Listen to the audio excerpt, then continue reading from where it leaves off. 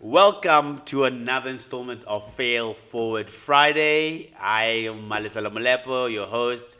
Unfortunately, Doc today couldn't make it, the CEO himself, but we got a treat. We got a friend of the show here with Vuyile. Vuyile Gabuza. Yes, Vuyile, how are you doing? No, I'm good, thanks, and you? Great, man, great. It's going to be a good, interesting conversation today. This is actually the first time we probably did this show without Doc. Wow. So I feel honored. Yeah, I clearly must be very honored. Thank you, CEO, for allowing. No, 100%. Thank you, CEO, for trusting me with this very heavy office of being a co-host for the week. Yeah. So again, just to remind you guys how Fail Forward works. I bring a story. Doc usually brings a story, but in this sense, Vuyile is going to bring a story. We talk about those stories, the learnings, and we just talk about what we learn from them, what we take aways from them, what to not do. Again, the whole point of this show is so that mistakes that other people have done, we hope you guys don't do the same mistakes. So yes, don't forget to like, subscribe, and comment and share with your friends. There's many interesting conversations we've been having on what's his name on Instagram. Not Instagram. What's the other one? TikTok. You're showing your age, eh? Ish. On TikTok and on YouTube as well. So yes, join us as we speak about today. And maybe take us away, Vuyile. What story do you have first? Should I go first? Go first. Okay. So today's story is one that I've seen throughout the last week or so, and people have had many takes. And I think a lot of them were very ill-informed. So it's a very recent, fresh story. I think about, and the lesson behind it is basically, be careful of who you allow to advise you, because even when it's your family members, and we'll get into it in a moment. So, with no further ado, let's get into the story. So the story is my story is about a young man who's just gotten into. He's about to turn. Well, he's just turned pro, but he effectively lost out on an 8-figure sum of money because of poor advice. So the person in question, I think you might have some of you might have heard it, but it is the story of Shedeur Sanders. So Shedeur Sanders is an NFL player now. Is American football, which is the National Football League, the professional sports league, NFL sports league. Yeah. So if for those of you who don't know, most of you probably won't. The NFL draft happened last week. Was it Thursday until Saturday? Mm-hmm. So just so that you can understand where I'm going with this. Yeah, what a draft is. And American sports work very differently from the way our sports, the ones we know do. Oftentimes, that there are academies here, and children from as young as 6 years old in some academies, they go through the academy system, they turn professional. You can buy and sell the rights to basically have players play for you, and so on and so forth, right? American sports work a bit differently in that they're very school centric. So you usually start playing Pee Wee League, which is around 6'6", and then you go all the way up until high school, but it gets really pivotal at high school level. When you get to high school, you start getting ranked. Nationally, there's a ranking system for high school players, and then the best players obviously get to play for the best varsities, because as I was saying earlier, it's quite school focused. So then if you are good enough in varsity, you get the opportunity to get entered into a draft. So the draft system basically exists to try and ensure that every single team is on as even a footing to become good as possible. Then that it doesn't become a matter of money or your geographic location, because obviously players wouldn't want to go play in Green Bay as opposed to Los Angeles or New York or Miami, wherever it is. So in order to balance that out, they don't have transfer fees, so you work with trades. And you can also even trade picks. We'll get to the picks part later. So the draft system is essentially designed to even out the score. Meaning that you get the chance to, as I said earlier, there's players that are playing in varsity, right? Yeah. So when they go into the NFL, they can't just pick where they go. Yeah, yeah. You have to be selected by a certain team. And so there's an order in that draft. There's a few rounds. In the Yeah. NFL, there's 7 rounds, 32 picks each, and then there's more picks in the later rounds. So from rounds 4 When to you say 7. 32 picks each, are you saying 32 teams pick? Yeah, they Oh, each okay. get their shot to pick, Oh, and then okay. the 7 odds, times. they get to pick more than 7 times. Oh, okay. So there are each there are 7 rounds. So from rounds 4 to 7, there's more than one pick. So you pick twice, I think, in the round. So this year there was about 255 guys who were selected by teams. So effectively, roughly speaking, for the sake of time, the worse you are, the better your picks are. So you get to go first in order for you to get access to... So if last season you were the worst team, you're going to pick first the best person.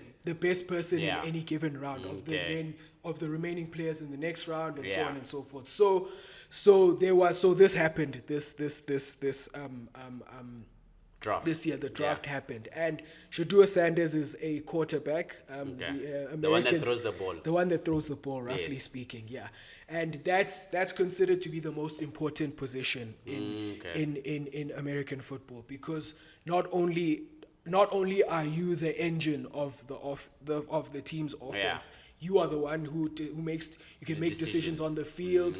The coach gives you for those of you who don't know, there's a radio actually in the quarterback's helmet where the assistant coach, they call them the coordinators. So like the top, there's lots of different assistants, and so the assistant, the top offense, they have 2 different basically deputy coaches so there'll be like an offensive coordinator who then controls the offense. He'll control like the tactics. Basically, he draws up the game plan, how a team will approach the game tactically, and then the head coach will then pick the plays. Will then pick what you want to do. But they are the minds behind the actual. They're the architects. Then the same for the defense, because in American football, just again, I know it's long and convoluted. There's 11 different types of players on each. So there's 11 offensive players, and 11 defensive players. So the quarterback is obviously an offensive player. So he's getting into the draft initially. The process starts a lot earlier. I think as early as the summer, effectively, because that's when early like rankings, people do like what they call mocks, where they mock up who will go where. So already they'll start with like a way too who's early. The best on the any given team. and then the rankings will change, obviously, because those kids have to go and play. And then obviously when you play, you put yourself out there, and then the media will, obviously the scouts, the teams have their own scouts, but the media will often also like scout players and show them where these people are most likely to rank on. They'll do their own rankings. A lot of this, like I'm sure you've seen those guys on ESPN that say this player will go here because this and that and the third. So they have those things. So he was slated to go as the second sort of quarterback. The second pick. He was a top 5 pick before the season started last year. Okay. And so they played the season, and it went well. But then as the more you play, they're very analytical. So wait. Yeah. Is he playing in university in this time? Yeah, he's playing in university. Okay, so he was at the University of Colorado. Okay. Sorry, just to give you a bit of context. So he played for... So he was playing, and then they say before then, like let's say his final year of playing, they see him, they say, okay, you're a top 5 pick. And then in his final year, he starts playing, they analyze him. Yeah, they and analyze everybody gets, all the prospects get analyzed. So what they'll do is, they call it watching film, basically, where they'll go through every single game. They look at about 3 games. They look at what was your best statistical performance, your worst, and then another control game, basically, effectively. That's what the media scouts and like the influencer scouts, people on YouTube will do. But teams will probably go a bit deeper depending on team needs and so on and so forth, right? So throughout this process, they will determine your value as you play and then also afterwards. And so at the end of the season, the varsity league season, if you can call it that, he was still, considered. He wasn't considered to be the best, prospect. There was another guy who actually went number 1 overall. His name was Cam Ward. He ended up, as he played, basically cementing himself as the top pick. But Shedeur was always a top 3 pick. And they obviously say that. But afterwards the rankings change, because now you don't watch, as you watch soccer, you don't watch, say, if you're a Chelsea fan, you're not going to watch all of Manchester City's games or all of Nottingham Forest's games. So you won't know, for example, who, how well Morgan Gibbs White has done in a given season, because you're not going to watch. But now when you decide to... Can I just... on that, American football is the wrong football. The right football is not soccer. Put some respect. But anyway, let's continue. Sorry for cutting. No. I'm actually an NFL fan, so I reserve comment on that one. So they do rankings for all the players, but he slipped down a bit from the initial projections. The reason being that his mechanics they didn't develop the way they thought they would. He's still making the same mistakes, so on and so forth, right? So then afterwards, there are certain events that happen before the actual draft, where that gives organized by the... They're organized by the varsity, initially by the varsity people. Okay. So there's a governing body called the NCAA, and remember that, because I'm going to get into it's quite an interesting topic as well. They govern the university sports, university basically. sports. Yeah, they're the governing body. So they will arrange. So they will arrange, like, for they call them showcases for, like, guys who, it's usually like and that's how they third get and fourth paid, year, right? Well, they get paid from TV rights as well. And actually, hold that thought, because we're gonna get into the payment thing, because it does factor into how the failure sort of thing is. So they organize these showcases for third and fourth years, basically, because in the NFL the rule of thumb is that you are not allowed to go straight to the NFL straight from high school. You have to be at least 3 years removed. In varsity, okay. It removed. Obviously, varsity is the best place. Okay. You have to, but obviously, you can't play. Varsity football is a step up from high school football. Yes. You play better players, so you want to play to improve, right? Okay. So for third and fourth years, there's an event called the Senior Bowl. There's a few others as well, and you play other third and fourth years who also want to get drafted. Sure. And then you work out for teams there. Scouts will be there, and they'll see how you perform against your peers who are good enough to get selected effectively, because it's an invite-only event. Yeah. And then there's another event after. There's others as well for lesser players, So there's 3 tiers. Yeah. And then after that, the teams will ask to they can work out players. During those sessions, they might pull you aside and ask you questions. To get an idea of. It's almost like a job interview process, effectively. And then there's another event after that called the Scouting Combine, where they test your measurables: how fast you run, how agile you are, whether you can throw or not. And then there's like 15 speed, almost like a speed dating thing, where, like, you get to speak to every team for like 15 minutes, and so on and so forth. And so this process continues. And then there's also something called a pro day as well. That's your university now that holds an event, because the combine is also an invite only. So only like the top 300 guys get invited. So maybe if you weren't invited, you can get an opportunity now to work out in front of scouts at your university. Yeah. And it's also advantageous to the players, because you're working out with guys now. Yeah. Like, for example, for a quarterback, you're not in the combine, you're throwing to somebody you don't know. Yes. There's chemistry in knowing where you need to be when, and so on and so forth. So back to Shedeur now that you understand that there's all these events, and through that entire process, remember, they're watching what you do. They'll ask you questions, they'll pull you aside and run you through their game plan, and say, what do you do in this situation? In some instances, they'll show you your worst highlights and say, what did you do wrong here? To figure out, where you are in your mind and in the way that you the way that you are. Because, and to your point, Mali, I'm also gonna touch on this point.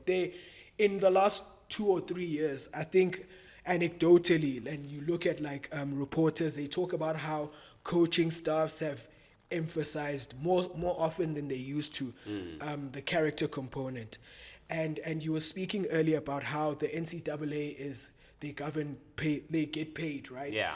So there were a few massive cases in the NCAA because up until 2021, you couldn't get paid. Yeah, you couldn't get paid if you were a varsity sports player. But then there was a I just want to check the names quickly. There were a few cases that were launched against by different players, and one of them was Alston. The most important one, I think, is Alston versus the NCAA, where it was the narrow issue was benefits, basically. Yeah. What determines too much benefits to give to? But the bigger story was then that it effectively opened the door for players to get paid for their name, image, and they call it NIL, name, image, and likeness. So in the same way, like a footballer can be paid by Nike, or McDonald's or whatever. They weren't allowed to, but the schools were making hundreds the best schools make like hundreds of millions of dollars. From TV rights, from ticket sales, and they benefiting from by merchandising, but the kids don't. They get like a $250 stipend. Whereas people came to watch you. For example, and if you got caught getting money, from either boosters are basically like super fans, who like raise money for the sports for sports at those universities. Okay. Sometimes they would pay people under one of Kim Kardashian's exes, Reggie Bush, was a legend of college football, and he lost his Player of the Year award. Because they found out that the school had bought his parents a house, and he got some other benefits as well. So, but they've reinstated it because obviously the rules have changed. So obviously this was problematic because a lot of these kids come from poor backgrounds. They don't have money, and there was also rules against transfers as well. So if you wanted to go from one school to another, you would have to sacrifice a year of eligibility to play the sports. And you wouldn't play for a year, and that year that you don't play, it takes away from the years that you have left to play. So that was also another issue. So that case, and there's still actually there was one recently that was decided. It's called House versus NCAA, where that one was basically about the fact that students weren't able to share in broadcast revenue. And so this guy, he was a swimmer at the University of Arizona, I think, and he took the NCAA to court on that issue. So there's still a very ongoing issue. But now coaches in the NFL have emphasized character, basically, because now that you can just transfer in a school if you're not playing, if you're behind the pecking order, you can just transfer to another school. They feel like the type of prospects they're getting now have poor character, basically. A lot of they're not as mature as they once were. They're not as hardworking as they once were. And so now they all talk about the fact that, what do you really love football? They'll put it as, they sum it up as, does this guy really love football? Because if he doesn't, then he doesn't develop the way he does. And as you get to the pros in all sports, people start to focus on you less. You train a lot less. Like you'd be surprised by the amount of free time professional athletes have in between their training sessions. Like, for example, in the NFL, there's a strict amount of hours you can actually train, and it's monitored as per their bargaining agreement. Okay. So back to Shedeur again. He basically, at this point, this was about December, January now, he was graded by most scouts and analysts as a second round pick. So that's basically like, you're good, but you still have to develop a bit. You're good. You've shown a lot of great things, but there's a lot of development you still have to do. And so you have to approach the getting selected process very differently from somebody who, for example, is supposed to be picked in the top 10, and everybody knows he's a consensus top 10 pick. So in recent years, top 10 picks tend to avoid certain workouts because for them it's almost like if I do this and it looks bad, my draft stock will go down. But if I don't do anything, nothing changes. So they won't work out at the combine. They won't go to the Senior Bowl. They won't. Some of them won't even work out at their pro days in ideal conditions. Most do, but some don't. And all they will do is just interviewee. They'll go to their interviews. They'll be there, but they won't do anything physical because it's like again, like I was saying. So it's not. You basically saying it's like you're not marketing. You don't have the full spec of marketing to market yourself to get the biggest buck out of your... They don't have to anymore because it's like, you've seen what I can do, you know how good I am. So I don't need to prove myself anymore. So are you saying these are the top 10 people? Yeah, like top 10 picks in the last, especially like 2023 on from now on. They have, whereas in the past they always... So they know their rights, basically. They know their rights, they know their rights. They're basically like, hey, here's what I have on tape. If you don't like that, I know other people do. You know, so they will approach it very differently. You'll see that they won't work out. They'll only attend interviews. They'll work. If they do work out, it will be privately, like because the team asked them to. And you also check out. They also in this period they'll have doctors at the combine that check out your medical records, your medical history, and so on. And so remember, people were telling Shedeur last year, like earlier in the year, that he was a top 5 pick. And so his family, and further context, his dad, Deion Sanders, was also an NFL player. In fact, he's a Hall of Famer. And with him, when he was coming into the league, he was a consensus top 5 pick. And so what he did, he was like, he even told teams like, I'm not even going to speak to you because I won't be there for you to select me. So you can forget about, I won't interview you. And he got selected number 5 overall in 1989. So now your dad is telling you, no, don't do this, don't go to these. You're approaching basically the process the same way your dad did. And your dad saying, yeah, vele. My son, because his dad was on the media saying, if we don't like the destination, I'm going to pull an Eli Manning. So Eli Manning was a guy who got selected by a team he didn't want to go to. And he said on camera, like when he got selected, I'm not going there. And they traded him, but he was the number 1 pick. So he's like, they're going to do the same thing. My son will decide, basically. He was saying where he wants to go. We will decide where he wants to go. Yeah. And he would, and Shadu would skip out on interviews. And in the interviews that he did attend, with quarterbacks, the issue is that it's not just, it's a very intangibles heavy position. They look at how you process information, because you need to process information quickly to understand where the play is going to be. Where the play is going to be, because a lot of people don't know this, but you have less than 3 seconds to throw a ball at any given time. So you have to process everything that happens while still doing what you were supposed to do in the first place. So that requires a certain mental toughness, a certain mental, the way you approach. And you also have to be the leader of your team. Even if you're like 21, 22 years old, you have to lead men. Was the father a quarterback as well? No, he was a cornerback.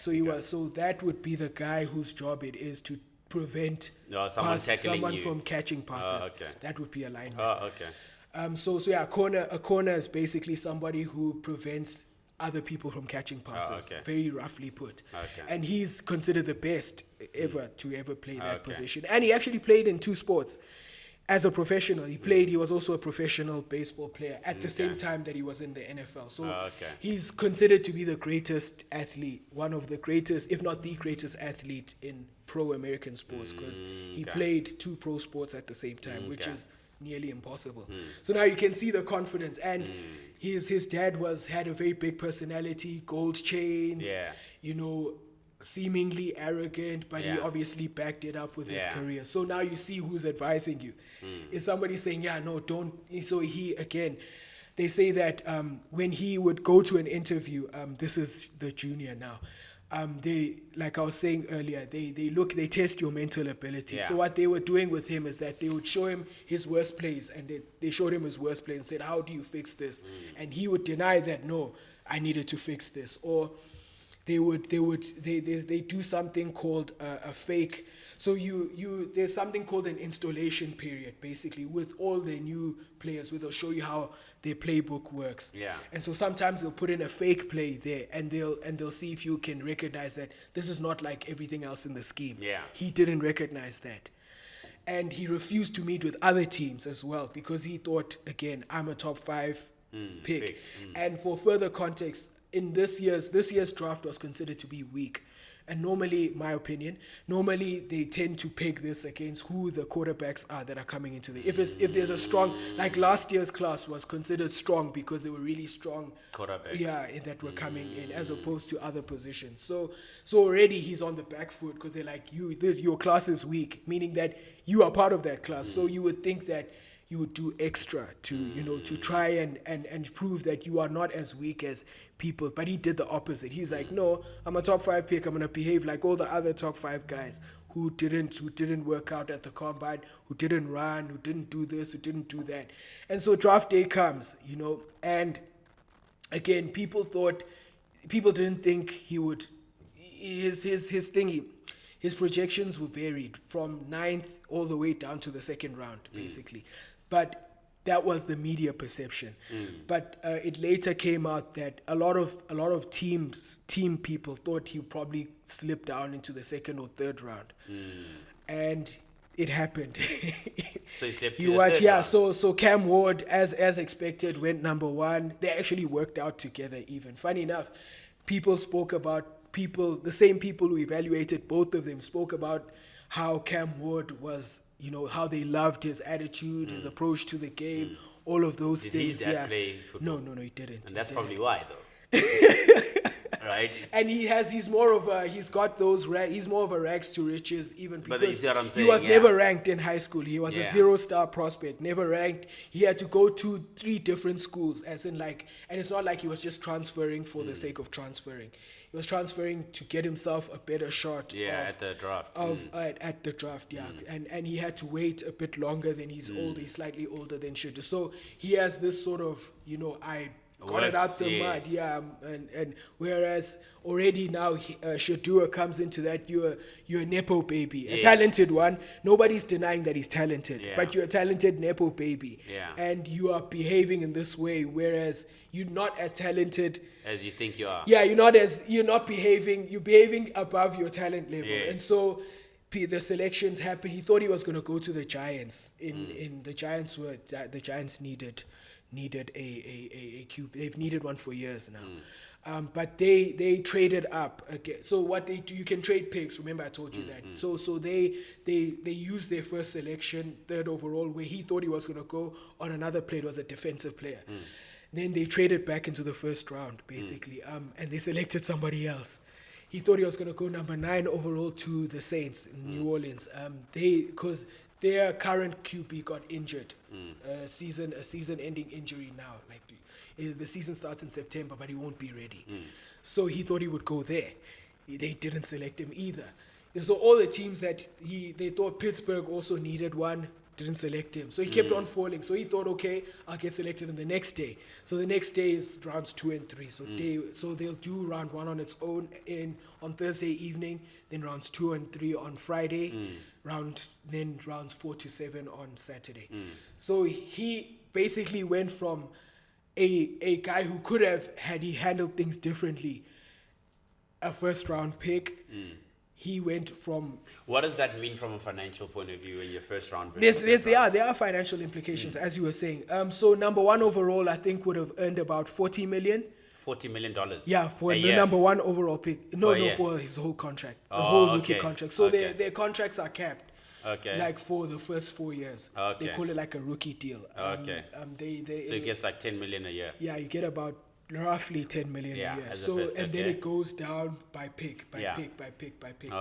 So the lower you are, the lower you are, the less money you get. Okay. So he went from. He doesn't need money though. No, he doesn't, because he was already earning money in varsity. And your dad is one of the best of all time. Yeah, so his dad also has money. His dad was, and also another added context, his dad has been his coach his whole life. Okay. So coached him as a boy, coached him in high school, Yes. they went to the same school to go and coach at Jackson State.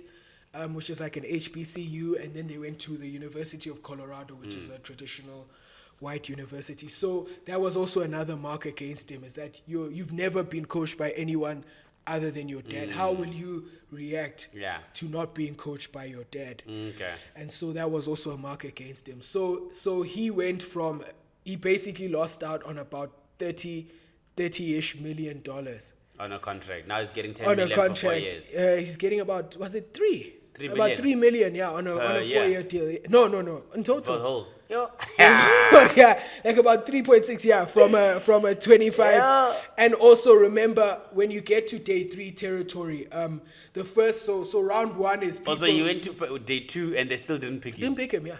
And then day 3 is the way the last where round they basically. picked, he basically the third last round. He was eventually selected number 144 overall in the 5th round. By which team? Like a good team? No. It's yes, the my Cleveland, question. yeah, it's the Cleveland Browns, but they've already it's the Cleveland Browns, and the Cleveland Browns have a sketchy history of developing quarterback talent. So yeah. The reason I'm asking you is it not possible for him to still go prove himself there? No, it still is. Because everybody is on an even footing Yes. at training camp, especially in Cleveland's case, because their current guy, there's a guy called Deshaun Watson. He's got a whole lot going on. He had to pay a few victims for sexual was it sexual assault or sexual harassment, because he would ask for quote unquote happy endings in massages. Okay. But, Yeah, I get you. Let's not go there. But we won't go there. We're not going there. Yeah. But so he Okay. has that thing, but he's injured now. Okay. So he's So not he going has to an play the entire opportunity now season. to Yeah, be there, and yeah. the other guy, they signed another guy who's old, and they drafted a guy before him. But the guy who was drafted before him, he is a lot of talent evaluators don't think he'll be great in the NFL because he's too small. So everybody's on an even footing, basically. Okay. But it's the fact that you lost out on money. Yeah. You lost And then out how on a does more it work? favorable situation. How as does well. it work with these American football places where do you have to see out your full 4 years before you can even get to another team? Or could you be like amazing and the next year someone is like, listen, we want that man?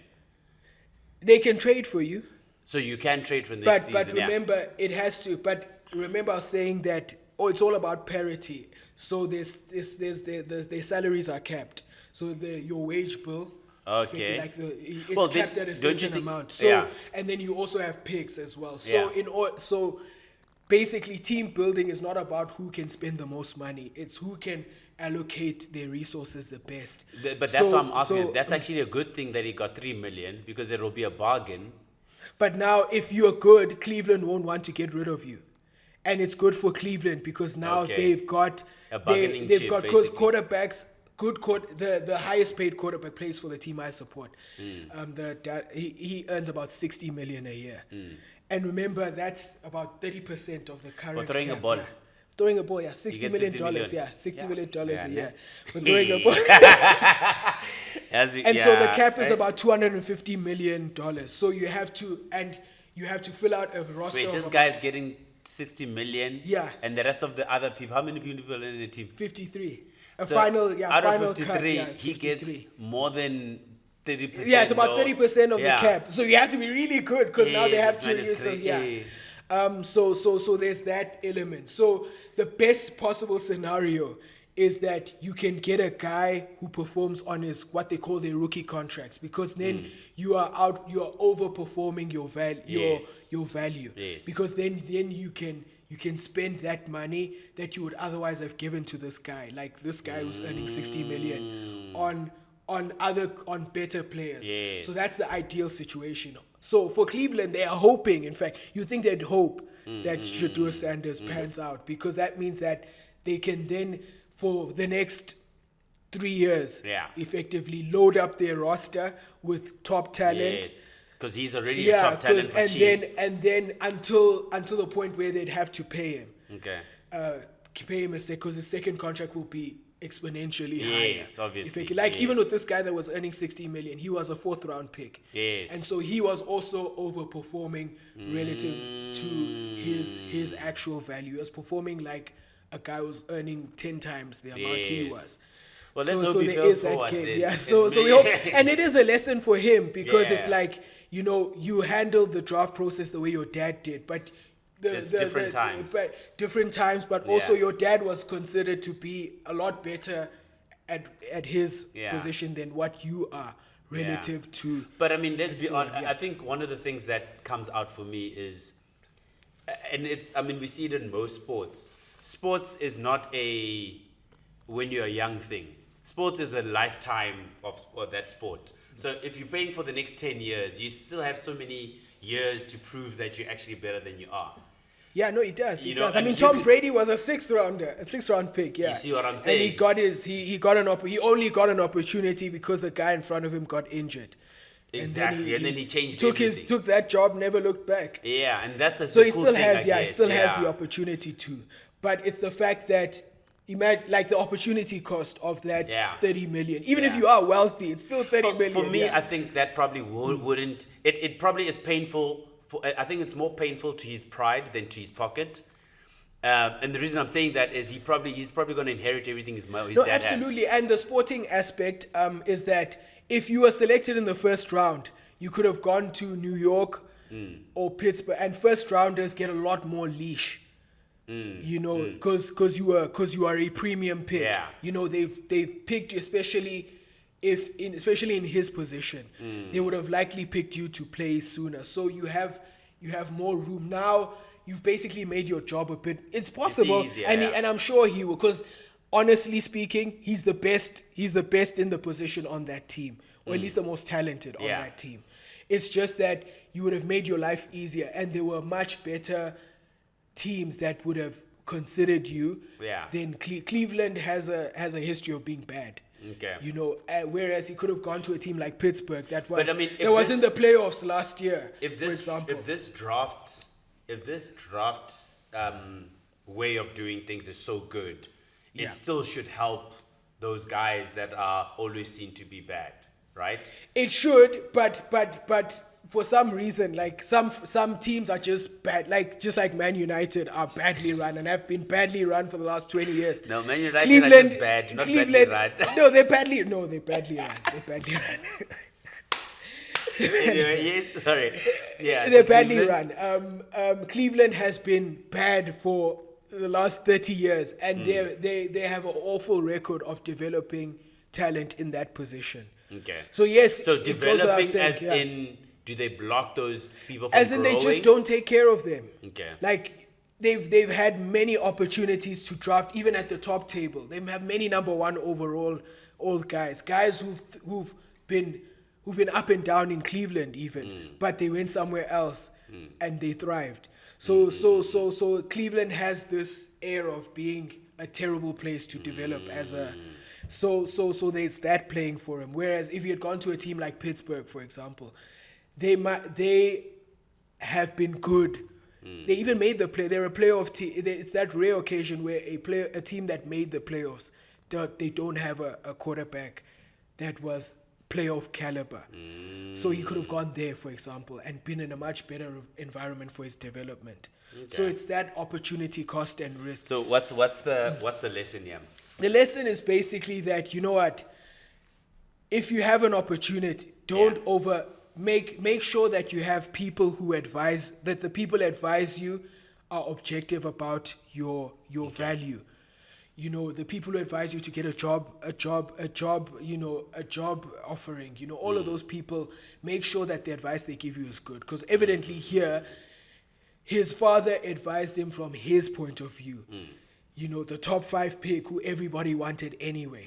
So he can do the things that he did. Yeah. You know, they are way more forgiving than somebody who is not a top 5 pick. Because all the guys who got taken ahead of him, they came, they worked out, they did all the right things, and they went and they benefited by going ahead of him. Just on that, did other quarterbacks, because you said he was number 2 basically. Yeah, he's the second best in this class. So yes. did other quarterbacks get picked before him Yeah. in other places? At other places, yeah. The place where he thought he would go, and the place that he wanted to go, They picked other people. they picked somebody So else. that's yeah. actually probably an attitude thing to say we don't want that attitude Yeah, here. exactly. Remember, I was telling you that teams are very weary of bad characters now Yes. because they see how they now see the effect of how much bad character, bad habits can affect a team more than they had before. Okay. Like, for example, there's a team called the Miami Dolphins where they haven't been able to make it over the hump, and now things are starting to come out that What is the hump? certain,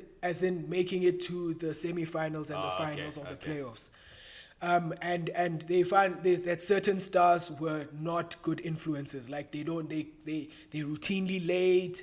They don't listen to the coach, and so it's like you can have all the talent in the world, but if you can't keep those guys in check. Yes. And now even with this NIL thing, a lot of guys don't work as hard as they used to because Yeah. it's like I'm not working. Like African footballers, they're working to feed 20 people back home. So you'll see that, whereas somebody with a lot of money is like, I have money anyway, I'm not gonna.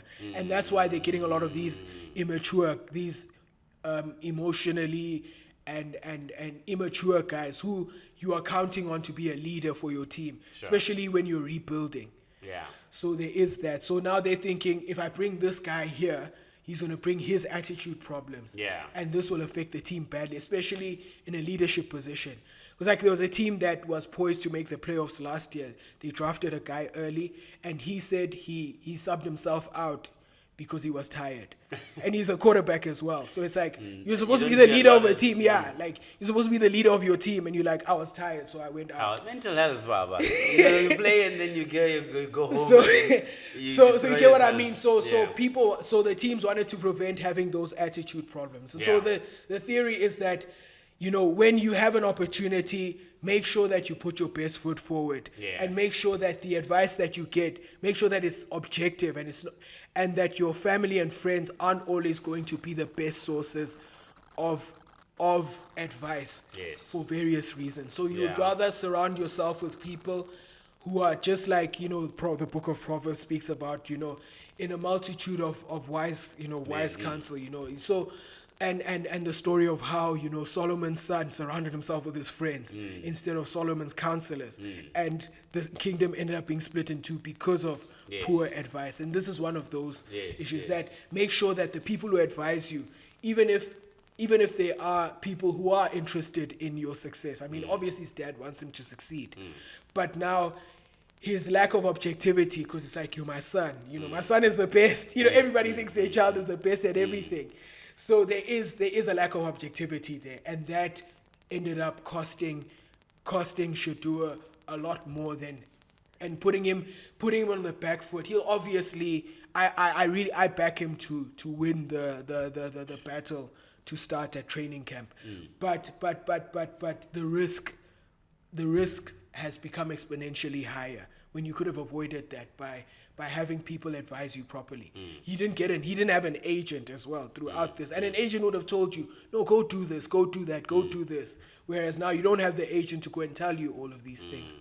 And so make sure that you have the right people that surround you, and make sure that the advice you're getting is good advice and it's objective advice. Okay. Nice. Right. Okay, let's jump on to mine. So I'm going to be talking about LVMH, Louis Vuitton, Moet and Chandon. What? Yeah, Hennessy, Hennessy and Moet. Yeah. And how everybody knows Bernard Arnault as the leader of LVMH. But it's almost like the whole Elon Musk, he didn't start Tesla. yeah. And the same with A lot of people Bernard don't know Arnault. that, actually. Yeah. And Bernard Arnault also didn't start LVMH, but he has major control. He's the biggest shareholder, outside of obviously the public. And how he actually got his hands into LVMH, right? And the whole story is that there's two families now, right? The family on Louis Vuitton side, and then there's a family on the Hennessy and Moet side. The Hennessy and Moet side did a collaboration, well, not collaboration, they teamed up, and then they eventually in 1988, I think, came in the 1980s, came and created this LVMH. Now, the whole point of this is they they merged these two family companies so that they don't get a hostile takeover. Because at the time in the 80s, it was the Wild West. Yeah, corporate raider. Yeah, corporate corporate raiders, culture and all of that cultures stuff, yeah. coming in, giving you money so that they can get control and then turn the whole company upside down. Yeah. And what these guys then did is they came in and gave. So these two families came in for the sake of, hey, we don't want these corporate raiders to come in and disrupt us. And they then merged these two companies. Now, the problem from get-go is that these companies didn't necessarily like each other. And the one thought they were better than the other. You know? So not the company, the families didn't like each other. Now, on the LV side, it was one of the family. So the person that was running it from that point of view was the husband of one of the lineages, one of the ladies that has lineage in it. And then on the Moe side and Hennessy side, they were a family-run business. It's still a family owner kid that came in and ran the business. And they merged these two companies, and then I think within... Oh, so sorry to interrupt, but so Moet and Hennessy had were already merged. together, They yeah. had already merged before. Yes, they had already merged, and then Louis Vuitton came in, and then they merged those two companies. And the thing is, it was so petty about these two. Like I said, they thought the liquid side thought that they were better than the leather side. And the leather side thinks the same on the other side. One of the examples that I was reading was how these guys, the liquid side, I'll call it the liquid side and the leather side. The liquid side, the CEO decides, no, he wants to do pens. He wants to create pens for the company and whatever. And his name was put on there. The Hennessy Moet side was put on before the Louis Vuitton side. And the Louis Vuitton CEO sees this, and he takes those pens, he throws them out, and he creates new ones with his name on top. And it's like such a stupid and petty thing. But I mean, you could see where this was kind of like going. Now, what then happens is the guys from the liquid side decide, listen, we want someone to come in as a backer for us, someone with money, and someone that's at least gonna kind of bring a bit of stability to this company, to the company. So they go to Guinness in the UK. Guinness at the time is a big corporate, one of the big beer companies in the world, and they say, hey, this is a situation, we want you guys to buy some of our shares in here, And the guys were like, oh, flip, yeah, no, definitely. They show them the whole ropes, whatever. Okay, no, cool. Now, Guinness was going to come in, and Guinness, because doesn't necessarily they don't know anything about luxury brands. Yeah. So they were literally just a money backer. Yeah. And that was... Every man's beer is Guinness. You drink it at the pub. Yes, you know what I mean? They only know what they know. So it was going to be a bit of a hands-off approach to the way they do it. Now, the leather side decides, listen, whoa. These guys are bringing in these kind of big giants. We also want someone that could back us. Yeah. Now, Arnaud doesn't come from any, the only reason Arnaud even was in a luxury brand is that Dior, back in the days, he bought Christian Dior when it was a failing company. And he understood the fact that Christian Dior was a great brand, just run horribly. Then by another company that owned Christian Dior. And so he was like a value investor. He was a value investor. So his family comes from construction. Okay. So his family comes from a construction background. They had a construction company, and he actually moved to the US, and he basically studied under the US, meaning he understood how the US do business, the corporate rating, the everything, right? Yeah. And he then understood from that point of view, he comes from money, actually. And he understood how this whole thing, when he took over from his dad, the company, he then realized, okay, but construction is not it only. We need to diversify. He then obviously knows about this whole thing with Christian Dior. He buys Christian Dior out from that other holding company. Yeah. He then puts it under his umbrella. And he starts running Christian Dior. Christian Dior comes back. It becomes a good brand again. People love it in French, whatever. I mean, back then, I actually didn't know that, but back then in the 70s and 80s, 75 or 70% of the GDP was on luxury goods only.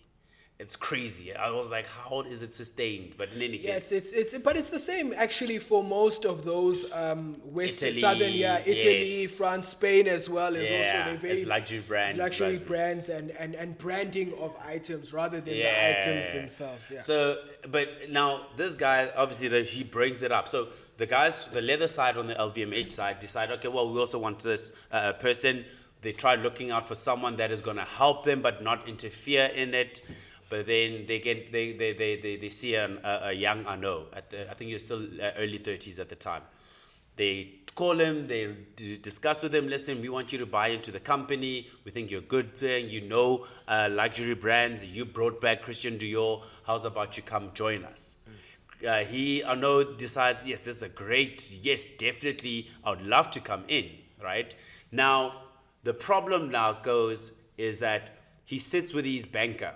He goes to his banker, he says, yo, I want to, this is a deal that you want to do. Well, he had the capital because he's going to buy just a minority. He's going to buy like a 10, 15% or whatever, right? So he's like, yo, I want to buy into this. What do you think? Whatever. He's like, hey. Now, it happens to be that the Arnaud side, the banker for Arnaud is actually a banker for Guineas. Okay, so he informs him. He's like, yo, between me and you, you're on the wrong side of the deal. So he says you're on the wrong side of the deal. I suggest that I put you in touch with Guineas. You do a deal with them and then come into this whole situation with Guineas on board. Because then if you had to fight this battle, you will lose this battle. So Arnaud goes to this chat with Guineas. They then go into this chat, conversation, and he comes up with probably the best deal of all time. He sets up a company, right, where he's going to get, it's something like 80% or no, 75% share of this company between Guineas and Arnaud. And then they're going to buy a 33% stake in this LVMH. Now, the whole thing, or 35%. Now, the whole thing is you can't have a majority until you have 35%, you have 70, super majority is 75%. Yeah, 75% or something like that. And they have something like 30% or 33% or whatever. So they have more. So now they come into this deal and the leather side is like, yo, why, like, what's happening? Why did you do this, whatever? But, well, guys, I'm here for the best of everyone. We're going to make a great success of this company. Now, get this. He, I think, invested something like 15 million, right? $15 million at the time into the stock. And he came out 4 years later. This is in the late 80s. And by 1989, I think this all from when LVMH started to when Arnaud came in and made a success of himself or whatever, was a period of 3 years. From LVMH to when Arnaud and they came in was a year or so. And then they then started buying up the shares. And the thing about Guineas was, again, they didn't know anything about luxury. They just wanted to make more money. And they started buying out a few of the family members, because obviously within a family business, what usually happens is when they bequeath it dilutes. shares, it dilutes. Yes. Now some other son somewhere decides, listen, I don't want 2%. These guys are willing to pay me this much, and I don't have money. Okay, let me go get it. Then they start taking over like that. Eventually, and at the time, the leather side, the CEO was he was the CEO of LVMH in itself. Then the liquid side realizes what just happened when they first bought in, and they were like, oh, whoa, something is wrong. They basically can't go back against that, because now they lost everything, because these two guys kind of like came together and put in both their shares. And now they basically, the very thing that they were afraid of was the very thing that happened to them. Was a corporate raider in Bernard Arnault that came in and just took everything. Hostile takeover. In a way, you know what I mean? Look, he made a great company out of it. He made the best investment. Like that was the best thing. And like I said, he took 4 years to turn a 15 million investment into 80 million. Yeah, 2 years. I mean, when you look at it now, from 80 million to what it was, I remember seeing, didn't it grow exponentially in the last 20 years as well? No. That's like out of like what he did and the way he did LV, and the story obviously is not around him growing the company, but what he did from what he had, What he'd gotten, yeah. it was so much more, and he took advantage of the whole situation that these two companies actually don't like each other, you know. And now the problem that you faced with as two companies, and these companies basically went 50-50. Now the problem that you have is that you go into this thing 50-50, and you have the stalemate where as soon as you bring a third party, that third party, it's almost like what we have with the GNU, where you one person away from the whole thing tower toppling, yeah, you know what I mean? yeah. And that's exactly what happened with them, with LVMH, is that these guys had a problem with each other, and they had 50-50 shareholding, yeah. and the very thing that they did not want actually happened. Yeah. And that's the big problem now. So the reason I wanted to talk about this whole thing was how going in 50-50 with any business is actually very dangerous. Because you have this whole thing and where you're effectively banking on that the other person is not going to get any other ideas in a world where especially like you're saying in the 80s, that was like peak.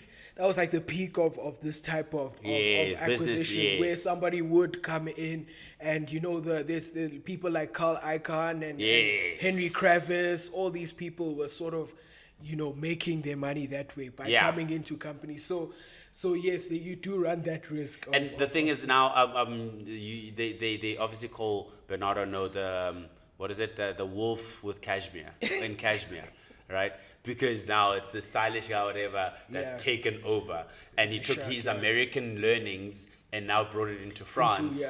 And he turned it into amazing business. In fact, I don't think anyone else could have done what he did, but the way he did it was a mistake from the two companies that came in. One of the things that I learned in my few years of doing business was that never go in 50-50. Rather go 49-51. There has to be a leader and a final say. Because the problem comes when there isn't. Nothing is always going to be agreed on. Move, and you both end up losing out. Because at this point now, in order to one-up each other, they were both looking around for investors, and it became a standoff, a shootout. So, and nobody actually won except the corporate raider 100%. that could foster the relationships and undercut both of them. 100%. Now you've effectively lost your family business because of 100%. Because of this stalemate that you'd created. Yeah, and now the biggest issue, and that's actually from a point where they at least still made money. They lost the business, but they made money, right? Yeah. The big issue now is if you're 50-50 with another business partner, what then happens where both of you are in a stalemate and there's no corporate raiders to come save you guys with money? You know, it becomes a cold war. Or you're in a crisis, or you're in crisis, and there's no decision. There's no decision, but you have to make a decision. 100%. And then a company falls because egos are clashing. Egos are clashing, and the stalemate closes your window to save the company. A situation. 100%, and that's where the issue becomes a big problem, where you have this 50-50, and it's unfortunate, but. And someone actually said this to me once upon a time. It's like, you never know a person. I mean, you never know who a person is going to be in the future. No, you don't. And that's the whole thing. You can't bank on that fact. Now, if you have a 51, but that's my bra, man. You know what I mean? I know that guy. He'll never do that. Exactly. Exactly. And then the whole company falls because he is a bra. Yeah. You went 50-50. Yeah. So it's actually quite interesting, and it's something that actually a lot of people actually make the mistake because of this my bra. That very thing, he's my bra or she's my bra.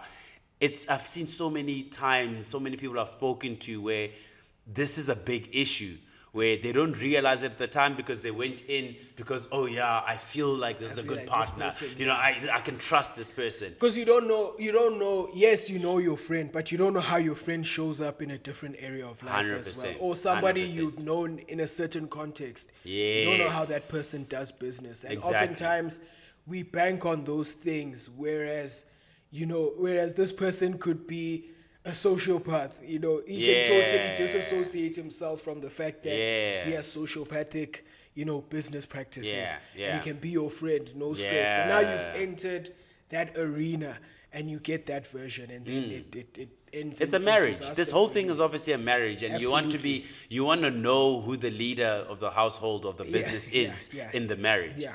And if you don't have that, you end up falling. So that's my story for today. Very short, but I think it's one that I think a lot of business people need to understand. And to your point, Male, I'd say as well that in politics as well, there is this thing of, I think we would have had, for you anti-ANCers, we would have had I think we would have had credible opposition if a lot of these leaders didn't want to be the starting. 100%. The number one guy. So you've got all of these splinter groups that on their own aren't really going to do factions that form anything. inside of the whole company or the organization. It's and that's the thing about a company that maybe I don't want to say only it's the ones that do well that have the biggest risk.